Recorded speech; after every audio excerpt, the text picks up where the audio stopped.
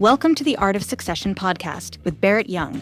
Join us as we explore the strategies, stories, and insights that shape the journey of leadership transitions and business success. No matter where you find yourself along the journey, this is the podcast where you'll find the tools to make it happen. The previous operating strategy just wasn't efficient, and it was all last minute. So it was creating a toxic environment on accident through mismanagement. How you would do this in your different businesses is totally up to you. But I think it's very relevant in corporate world as well as in the military is if you're not tracking it, it's not important. When I get to an organization, I want everybody to feel valued. I strike the balance of making sure that people feel seen, heard, understood, and valued. Welcome back to part 2 of my interview with Joe Bogdan, a retired Chief Master Sergeant in the U.S. Air Force. If you want to watch part 1, you can find that video up here. Otherwise, let's get back into our discussion. So what is it about Germany specifically, as we're talking about these, this moving into a new duty station, dealing with entrenched power, all that kind of stuff, that brought that one to mind? The reason why this one came to mind for me was because it's funny because the change thing wasn't an issue. It was so messed up that when I gave them my strategic 100 days change plan, which I did, I'm a nerd. I created a 100 days change strategy and presented to them after I watched for a good amount of time that I felt was reasonable, which was more than a couple of weeks. I just kind of saw how they were operating, where I could see some efficiencies. That we could probably improve processes. And I had 4 high-performing managers. They were senior enlisted, and they were just excellent. Very different personalities, 4 alphas. So you can imagine 4 alphas and one in close proximity. I mean, there was some issues there every now and then, but they were high performers.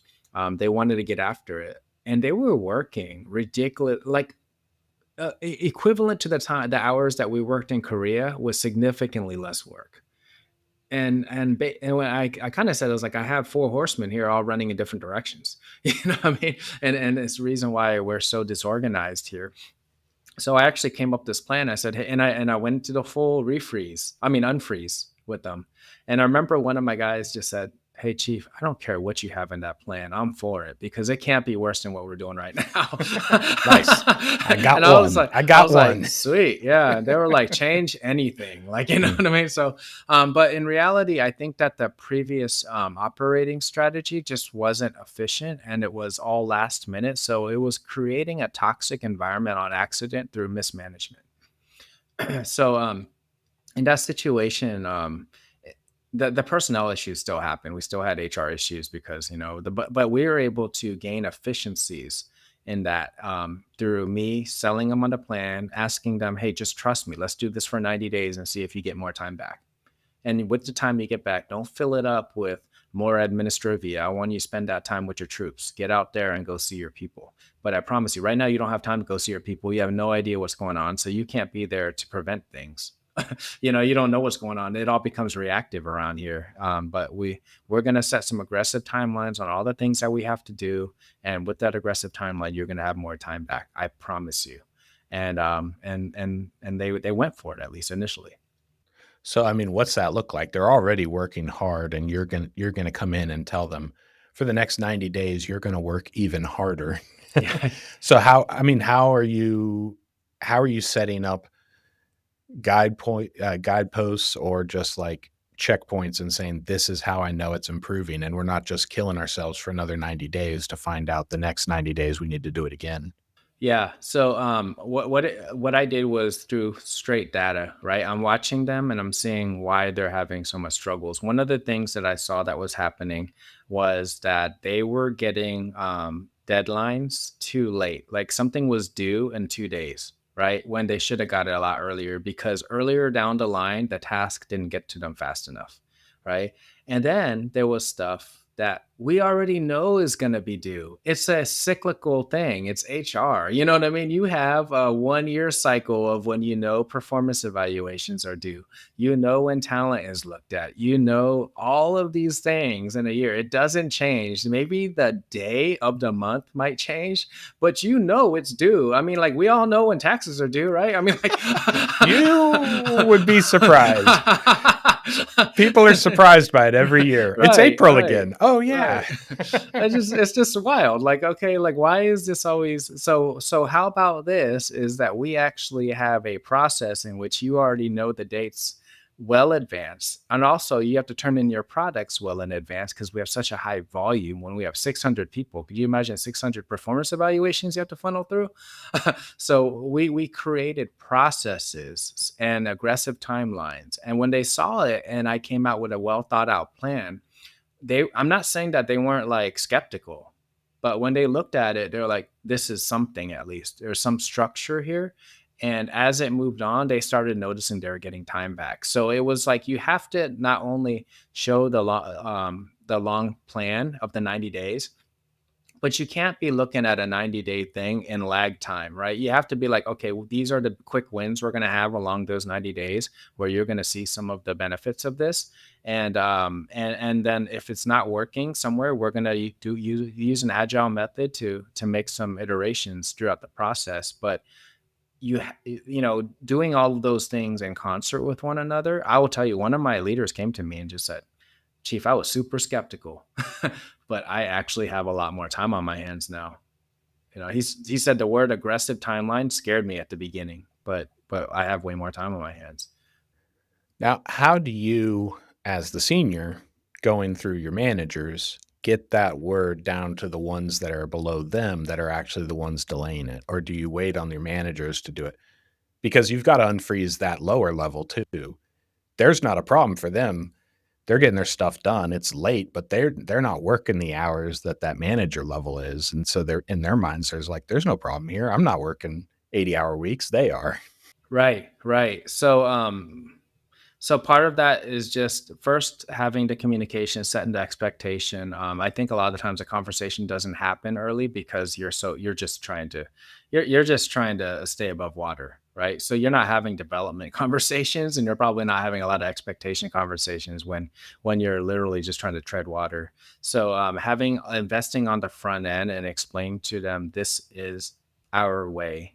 And it was interesting what I would like I had to create some unifying mantra for our team, and it was called protect the family name. We don't want our stuff late. We don't want, you know what I mean? And I actually had my team print out our unit emblem, and it said protect the family name on every exit and entrance of the building so that people saw on the way out, like you're in a football team, right? You're going into the tunnel. And they really started, and this is me just being able to see this is the type of team I have. This is going to work with them because of the personalities I had. And it started working out. The conversation had earlier. And what's an important part of that is you set the expectation and you hold your people accountable to them.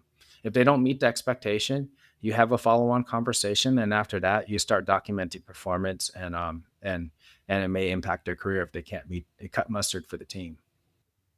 Gotcha. How did you start to measure the progress? So you're talking about annual reviews, and you're talking about a 90-day turnaround for something that might not happen. I don't know. Maybe it was at the end of the 90 days, maybe it was in the middle, but in some cases it might be 6 or 7 months from now. How did you know the work we're doing here in these 90 days is going to pay off when that annual project comes up? So it wasn't just I used the performance evaluations as one component, which in the military we go off a cycle. At least in the Air Force, I'll speak to the Air Force. We go in cycles depending on what rank you are. So Quarterly there's pro always con marks kind of thing. yeah. There's Yep. never a moment where you're not working on some of these things, right? But there was a lot of other administrivia that comes that we know that needs to be done, or reports or anything else that comes that the gauge was when that was coming in on time or early. Just really evaluating that, having those conversations, revectoring people when they're not meeting the expectation, right? And then something else that I would offer for a team, how you would do this in your different businesses is totally up to you. But I think it's very relevant in corporate world as well as in the military. Is if you're not tracking it, it's not important. Like if you're not tracking it, nobody sees it as important. Right. Mm-hmm. So, Okay. so if during your, whatever you have, a staff meeting or whatever, if that's a metric that's important to you and you're not going over it and looking around and people have to present their own metric and why they're at wherever they're at, then you're not holding them accountable. So it's not important to them because it seems like it's not important to you because you're not even spending any time on this. So I wouldn't say measure everything ever and like have a 4 hour staff meeting by any means. But if it's important enough to you and you espouse from your organization, this is important. Evaluations are performance evaluations on time is important because it makes sure that our people are recognized appropriately on time. Right. Sponsorship, making sure that when a new member joins our team, that they have somebody assigned to them and they're checking on them. And then when they get here, they're going to sponsor them through their entire onboarding. If I don't see a name next to that new person that's supposed to be here in a month, then you're not doing your job. But if I'm not, if I say sponsorship's important and onboarding is important, but I don't have anything on my screen to hold people accountable and I'm not tracking it, then they don't, guess what? Sponsorship isn't going to be taken seriously in my organization. So I use those examples of making sure that you measure the things that you think are important. I just want to take a pause here. Let's get some ages of yourself at this duty station and your higher enlisted and then the people that they're supervising. Because I know in the military, you're what at this stage in Germany, mid-30s? Yeah, was that 2018? So yeah, now I'm 43. So how many years ago was that? Yeah, 6 years So ago. Yeah, yeah. 30, So yeah, 35, 37. 36? Yeah, yeah, about that time, 37. Okay. And your managers, your four hard chargers that are all heading in opposite directions, how old are they? They're ranging between 35 to probably about 44. I had some of them that were that's significantly older than me. Oh, okay. Interesting. I'm picturing somebody who's been in 8 years, so they're probably 26, 27 years old here, but that No, wasn't the case in this situation. they were E8s, so they were over. Each of them were over hundreds of people. So they're the team that, and that's probably a good point right here. They were the team that had to get on board first, right? They're the ones that are going to cascade those expectations down. And I did go meet all the work centers as well. Now, typically, the people working the functional work center levels, they could be anywhere between, that were actually overseeing those were anywhere between 27 to 35, probably. Gotcha. Okay. So in the Air Force, in the Marine Corps, we have the admin side of the enlisteds and we've got the technical side. So you're talking here more like department heads. These managers were department heads where you're over all the enlisted within the company. Yep.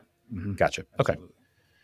And so they are, I guess the reason I'm going here or talking about this is, a lot of people say, well, you can't work with Gen Z. It used to be you can't work with millennials. You can't work with Gen Z. You can't work with Gen Alpha. They just don't care at 23, 24 years old.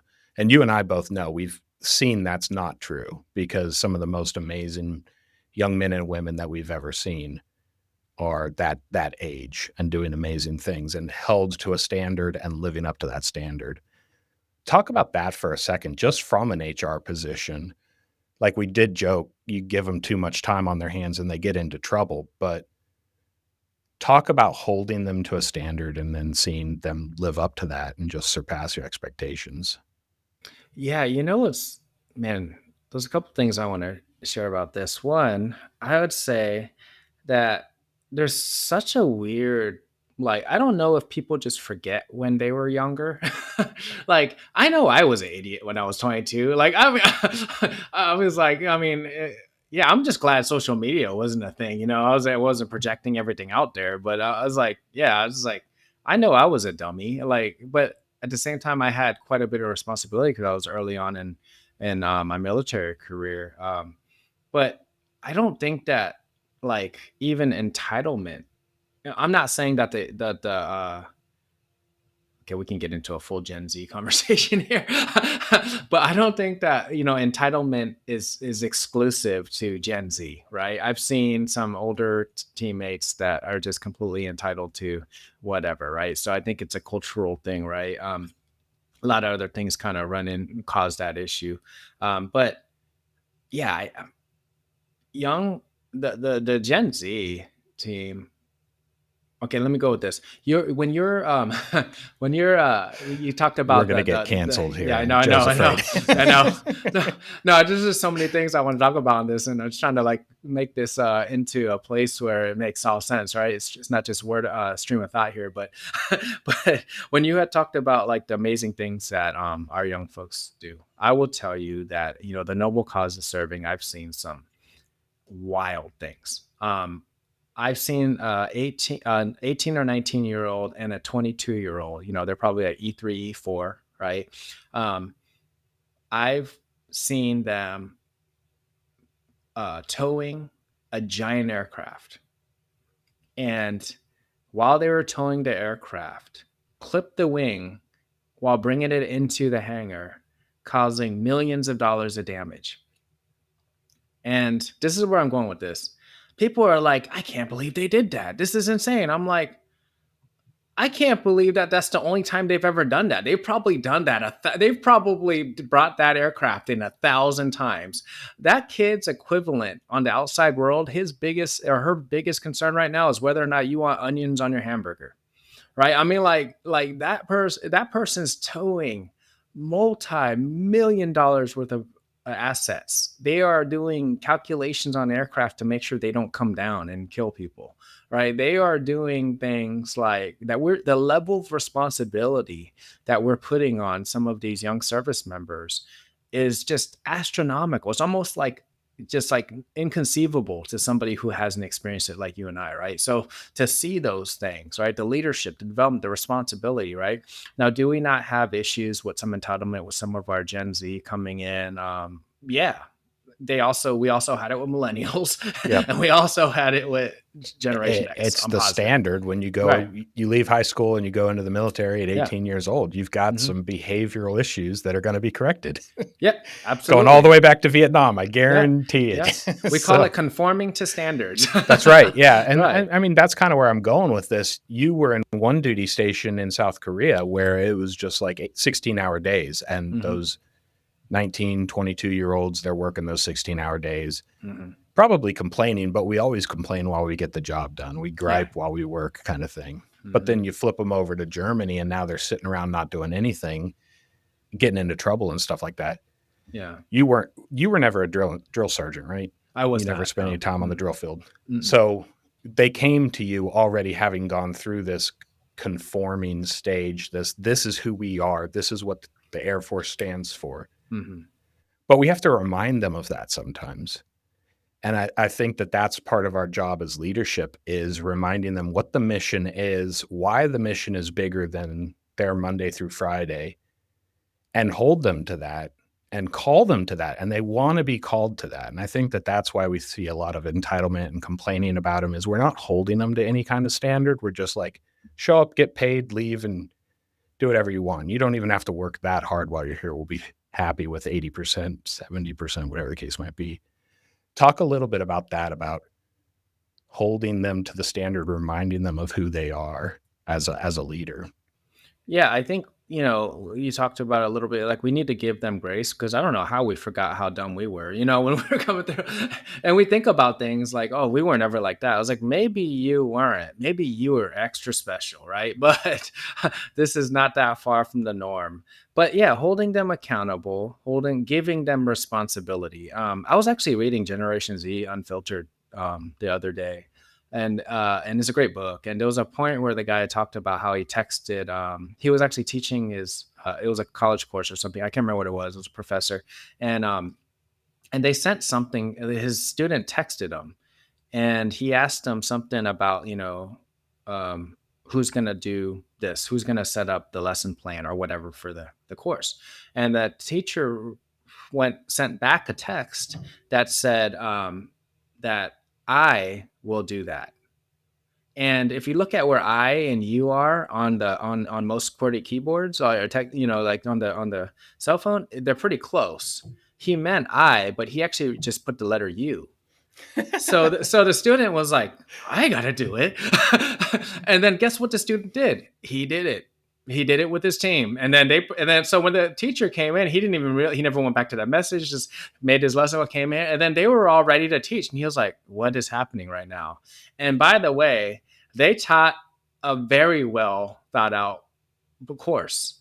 And he just sat there and was like, wow. And I was like, and it kind of just goes to it. If you like Covey says all the time, if you want people to be responsible, give them some responsibilities. And of course, what comes at that is holding them accountable to those, to the results of those things. And I think that a lot of times, we forget if this generation is so entitled, how'd they get that way? They didn't raise themselves, right? Yeah. How did they get that way? I mean, you're like, oh, how come my person doesn't want to drive? He's 27 years old. I was like, I don't know. Why don't they? So.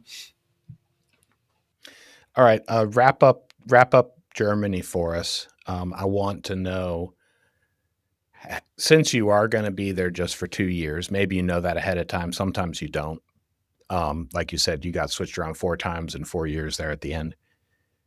How do you know, or I guess, how do you decide which of your changes need to stick with an organization and which of them need to be flexible enough for the next person coming in so that they're not compared to, well, Chief Joe was here before you and he was awesome and you're never going to measure up to Joe.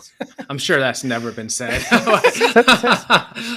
But I think it's very common. I've come into many organizations and they're like, oh, so and so, I wish they would have done this. I'm so glad you're here. And I'm like, okay.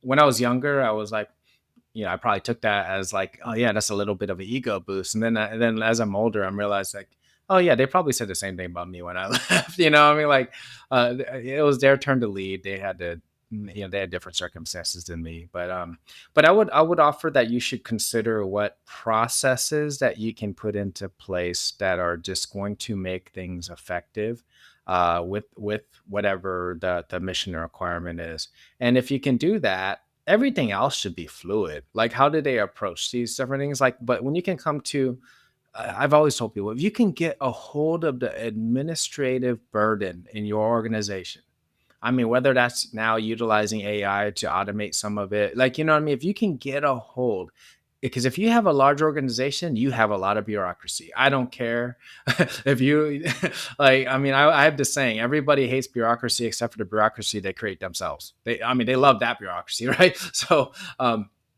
if you're in a large organization, there's going to be a lot of that. There's going to be a huge administrative burden that comes with that. How do you get a hold of that?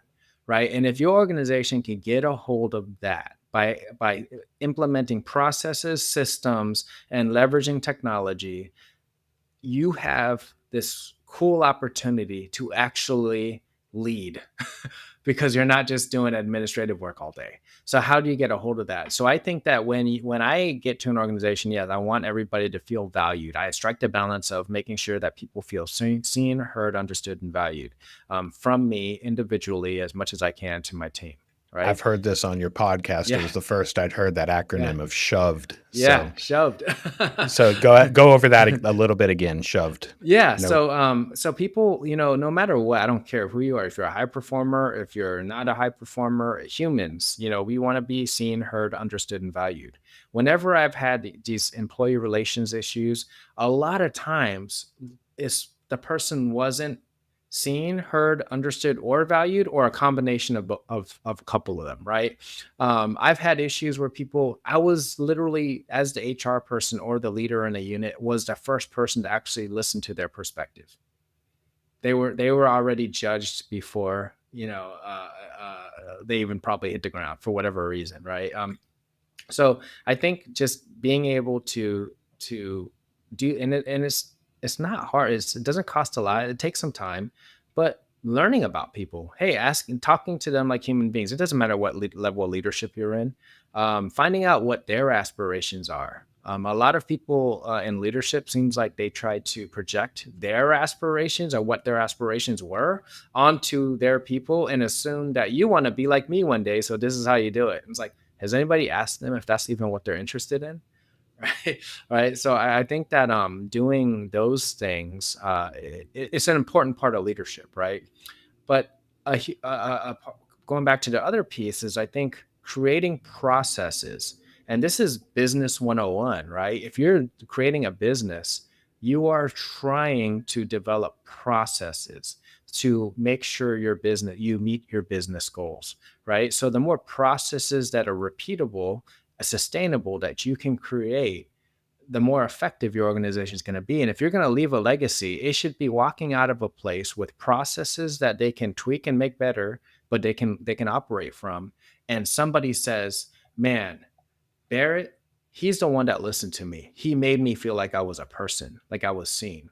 Like he didn't treat me like just another employee." If you can do both of those things, you're going to leave a long lasting legacy of leadership, because that's what it should be about. When I say processes, somebody told me this one time. I think I was going to a business course, and they were saying, Barrett, Joe, all of us, we could all probably make a better burger than McDonald's. We can all make a better burger than McDonald's. But why do they build, but they make a billion burgers. They sell a billion burgers. Can you do that? That's the difference between long lasting legacy and you making your one burger, right? I mean, like, how do you create something that's sustainable, repeatable, and long lasting? I think those are the two things you should focus on as a leader, as you move from one stage to the next. Awesome. Joe, this has been great having you on here. I don't think this is the last time that'll happen. We definitely have a lot more stuff we can get into. Was there anything before we jump into the lightning round that you wanted to add to our conversation here today? Yeah. First of all, I just want to say thank you so much, Barrett, for this opportunity. I hope we didn't go in so many different directions that people are like, "What are we listening to right now?"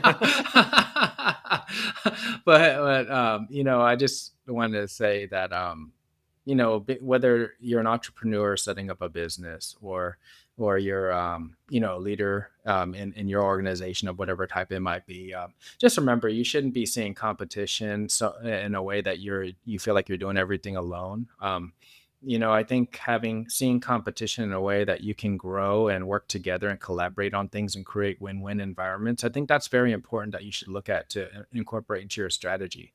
There's a reason why you drive down a street and you see a whole bunch of different car dealers in one street. They're all competing against each other, but guess what? Them being next to each other brings more foot traffic through, right? So how do you create more of those win-win situations? How do you create a shopping mall environment that, even though you're Nike and you're competing against Under Armour, more people coming into the same area where you're doing business is going to be a win for both of you, right? So just seeing competition in a different way and reframing it, I think, could be very impactful to any business strategy. Nice. Interesting. I mean, that sounds like an answer to our lightning round. So are you ready for the lightning round? Yeah, absolutely. All right, let's get into it. Coffee or tea, and how do you like it?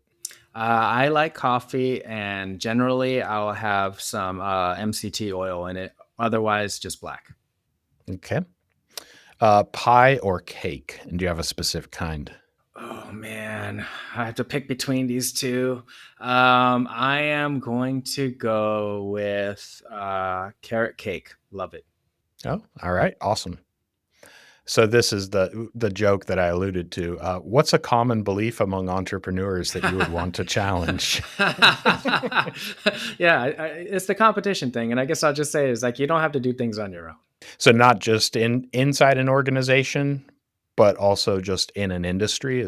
That's what you're getting at with that? Yeah, yeah. You don't have to just feel like you have to be bootstrapping yourself up. Like, I think that there's a lot of room for collaboration and win-win opportunities. Those peer communities. I mean, we say that all the time. Me and my partner say that about other CPA firms. There's so much work that needs to be done. We don't have to be the ones to do it all. So Yep, absolutely. awesome. Your favorite holiday and why? Thanksgiving, because it's centered around gratitude, and you also get a lot of food and football. Can't. You and your wife's food pictures make me jealous on a nightly basis, it seems. So that's my passion, making some dinner for my wife. Nice. Are you a morning person or a night person? And do you have a favorite routine? Yeah, I'm a morning person. I even in my retirement, working in my corporate job that starts much later in the day than my old job did, I still wake up at the same time. I love waking up, reading some scripture, maybe a devotional, getting my workout in, and then writing. Working on my book, but I've always been like a person that loves to write. So that's kind of my routine.